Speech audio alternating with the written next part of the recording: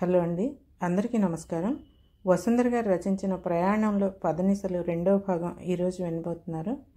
మొదటి భాగంలో ఈశ్వరరావు రాజారావు ఆఫీస్ పని మీద బరోడా రిజర్వేషన్ లేకుండా ట్రైన్ ప్రయాణం మొదలుపెట్టారు. రెండవ భాగం ఇప్పుడు విందాం.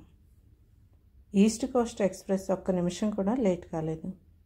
రాజారావు, ఈశ్వరరావు హడావుడిగా వాల్తేరు కంపార్ట్మెంట్లో ఎక్కారు. అందులో వాళ్ళకి ఎక్కడ కండక్టర్ కనపడలేదు. కంపార్ట్మెంట్ మీద 3 టైర్ రిజర్వ్డ్ అని వ్రాసి ఉన్నప్పటికీ తమ తమ బెర్త్ నెంబర్లు తెలుసుకోవటం కోసం ఇద్దరు తహతహలాడుతున్నారు. కంగారేముందండి, పెట్టి ఖాళీగానే ఉంది కదా, ఏదో ఓ చోట కూర్చోండి అన్నాడో పెద్ద మనిషి హిందీలో. ఆయన సలహాకు వెంటనే ఆచరణలో పెట్టి ఇద్దరూ ఆయన పక్కనే కూలబడ్డారు. ఈలోగా అవతల కిటికీ పక్కగా ఉన్న బెర్త్ మీద ఘర్షణ ప్రారంభమైంది. ఒక ముసలాయన పక్కపరుచుకుని విశాలంగా కూర్చునున్నాడు. తన పక్కగా కూర్చోపోతున్న ఇంకో ప్రయాణికుడితో ఆయన దెబ్బలాడుతున్నాడు. ముసలాడినని కోరి కింద బెర్త్ తీసుకున్నాను. కూర్చునేందుకు ఇంకో చోటే చూసుకోలేవా అన్నాడు ఆయన ఇంగ్లీష్లో.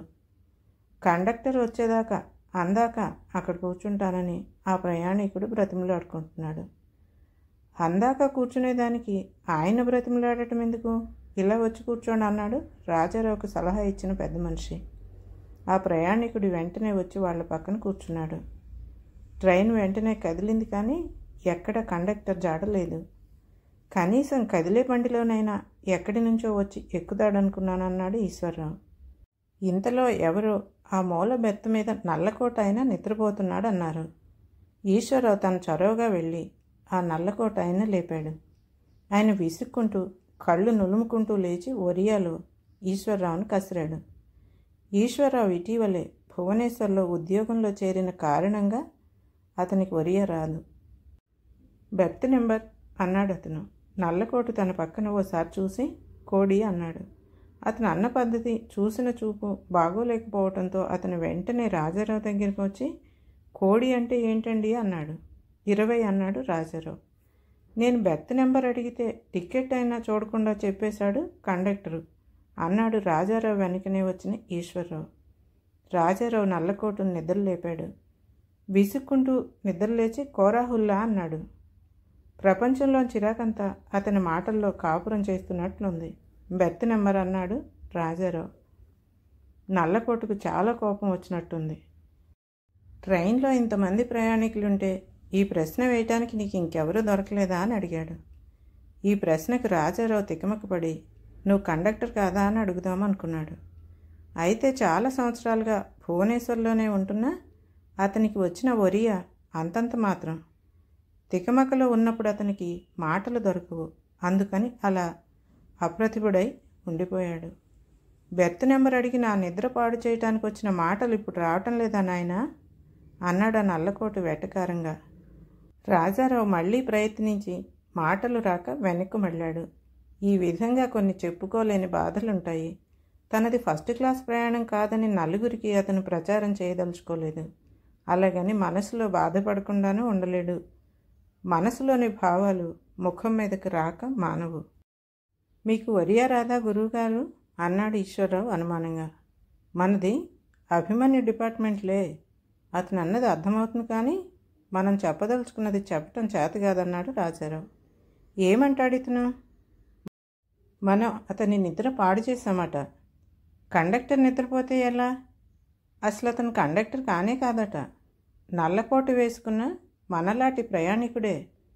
ఈశ్వరరావుకి ఇది వినగానే తెలుగులో కూడా మాటలు దొరకలేదు ఏమీ అనటానికి.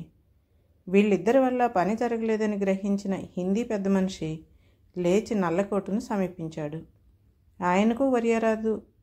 ఆయనను వారిద్దామని రాజారావు అనుకున్నాడు, కానీ అతనికి హిందీలో మాటలు దొరకలేదు. ఈశ్వరరావు మాత్రం లేపనివ్వండి, మనకు అర్థం కాని భాషలో ఎవరైనా తిడుతూ ఉంటే నాకు వినడం భలే సరదా అన్నాడు. హిందీ పెద్ద మనిషి చటుక్కున వెనక్కి తిరిగి ఎందుకో తిట్టడం అన్నాడు తెలుగులో. ఈశ్వరరావు, రాజారావు గతుక్కుమన్నారు.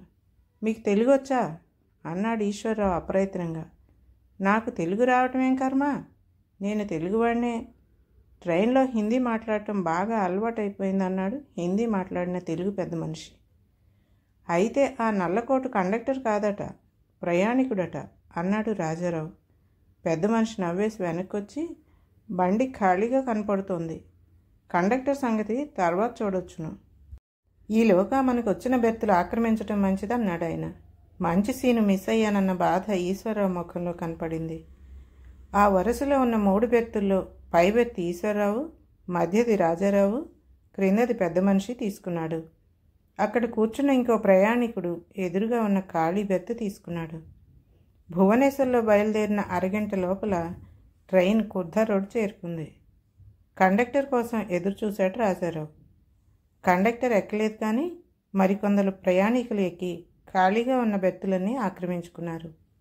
నిజానికి ఇది రిజర్వ్ కంపార్ట్మెంట్ కాదుట, పొరపాటున కంపార్ట్మెంట్ మీద అలా రాసుందిట. అందుకే జనం ఇందులో ఆటే ఎక్కటం లేదన్నాడు ప్రయాణికుడు ఎవరినో కనుక్కునొచ్చి. అయితే మరీ మంచిది, కండక్టర్ రాకపోతే నాకు 5:30 మిగులు అన్నాడు హిందీ మాట్లాడే పెద్ద మనిషి. అయ్యా, అలా అనకండి, మేము రిజర్వేషన్ టికెట్లు కొనుక్కుని బండి ఎక్కాం, ఇది తప్పక రిజర్వేషన్ కంపార్ట్మెంట్ అయి ఉండాలి అన్నాడు రాజారావు. సరేలేండి, ఎవరి అదృష్టం వారిది, డబ్బు ఇచ్చినందుకు మీకు బెర్త్ దొరికింది కదా, డబ్బు ఇవ్వకుండా మాకు బెర్త్ దొరికిందన్నాడు హిందీ మాట్లాడే పెద్ద మనిషి. అలా అనుకోకండి, కండక్టర్ ఎక్కాలని కోరుకుందామన్నాడు ఈశ్వరరావు. లేదు, డబ్బిచ్చి కొనుక్కున్న సదుపాయం కొంతమందికి, డబ్బు ఇవ్వకుండా లభించడం అతనికి నచ్చలేదు. పైకి అనకపోయినా రాజారావుకి బాధగానే ఉంది. కంపార్ట్మెంట్ నిండా జనం ఎక్కేస్తారేమోనన్న భయం కూడా అతనికి ఉంది. బండి కుర్ధా రోడ్డు దాటింది, కానీ కండక్టరు బోగీలో ఎక్కలేదు. రాజారావు, ఈశ్వరరావు, పెద్ద మనిషి కబుర్లలో పడ్డారు. ఎమర్జెన్సీ ఎత్తేసారు చూడండి ఎలా తయారైందో, రిజర్వేషన్ కంపార్ట్మెంట్లో కండక్టర్ లేడన్నాడు పెద్ద మనిషి. ఆయన ఇందిరాగాంధీని సపోర్ట్ చేస్తున్నాడని రాజారావు అనుమానించాడు, కానీ కాసేపు మాట్లాడేసరికి ఆయన దేశ కాలమాన పరిస్థితులు చూసి చలించిపోతున్న ఒక సామాన్య పౌరుడని, ఇటు ఇందిరను కానీ అటు జనతాను కానీ ఆయన అభిమానించటం లేదని గ్రహించాడు. ఆయన ఉద్యోగం చేస్తున్న వ్యాపారం చేస్తున్నాడు. తన వ్యాపార పనులు చూసుకునేందుకు ఆయన ఉద్యోగరీత్యా టూర్ వేసుకుంటాడట. ఎమర్జెన్సీలో ఆయన చాలా ఇబ్బంది పడ్డాడట. వ్యాపారం అంటే ప్రజాసేవే కదండి, ఉద్యోగం చేస్తూ వ్యాపారం చేసుకుంటున్నానంటే నేను సమర్థుడినైన పౌరుడినేనన్నమాట, తీరిక వేళను సద్వినియోగం చేసుకుంటున్నానన్నమాట. నాలాంటి పౌరులే దేశం నిండా ఉంటే మన దేశం సకల సంపదలతో వర్ధిల్లుతుంది. అందువలన వ్యాపారస్తులకు ఎమర్జెన్సీ ఉండకూడదని, కేవలం ప్రభుత్వ సంస్థలకే వర్తింపజేయాలని, ఉదాహరణకు రైల్వేలు ఉన్నాయనుకోండి అంటూ ఆయన ఉపన్యాసం దంచేశాడు. ప్రస్తుతం ఆయన టూర్ మీద పెడుతున్నాడని రాజారావు గ్రహించాడు. ఈశ్వరరావు ఈ సంభాషణ గురించి ఆలోచించటం లేదు. అతను బుర్రలో తన ఉద్యోగ సమస్య మెదులుతోంది. అతను రీసెర్చ్ ఫెలోగా భువనేశ్వర్లో చేరాడు. డాక్టరేట్ అయిపోయింది కాబట్టి ఎక్కడైనా ఉద్యోగంలో ప్రవేశించాలని అతని కోరిక. భువనేశ్వర్లో త్వరలో ఉద్యోగం దొరుకుతుందో దొరకదో చెప్పటం కష్టమని రాజారావే అతనితో అన్నాడు. పక్క బెర్తులో ముసలాయన నిద్ర పట్టక ఇంగ్లీష్లో గొణుగుతున్నాడు. ఆయన గొనుగుడు ఈశ్వరరావు చెవిలో పడగా అతను రాజారావుతో, ఆ ముసలాడు భారతీయుడే కదా, గొనుక్కునేటప్పుడైనా మాతృభాష ఉపయోగించవచ్చునుగా అన్నాడు. పెద్ద మనిషి నవ్వి, ఆయన గొనుగుడు తన కోసం కాదు, మన కోసం. ఇక్కడ ఎవరు ఏ ఏ భాషల వారో తెలియక అందరికీ అర్థం కావటం కోసం ఇంగ్లీష్లో కొనుక్కుంటున్నాడు అన్నాడు. ఆయన చాలా త్వరగానే అక్కడ పాపులర్ అయ్యాడు. ముసలాయన ఎవరి మీద విసుక్కున్నా వాళ్ళని ఆయన పలకరించి, పోనిద్దరు, ముసలాడు కదా, మరో చోట సర్దుకోండి అనేవాడు. కండక్టర్ లేకపోయినప్పటికీ కంపార్ట్మెంట్లో ఇంచుమించు అందరికీ బెర్తులున్నాయి. క్రమంగా ఒక్కొక్కరే నిద్రలో పడ్డారు. రాజారావు ఓసారి బాత్రూమ్కి వెళ్ళొచ్చాడు. చాలా అసహ్యంగా ఉంది బాత్రూమ్. అతనికి డోకు వచ్చినంత పని అయింది.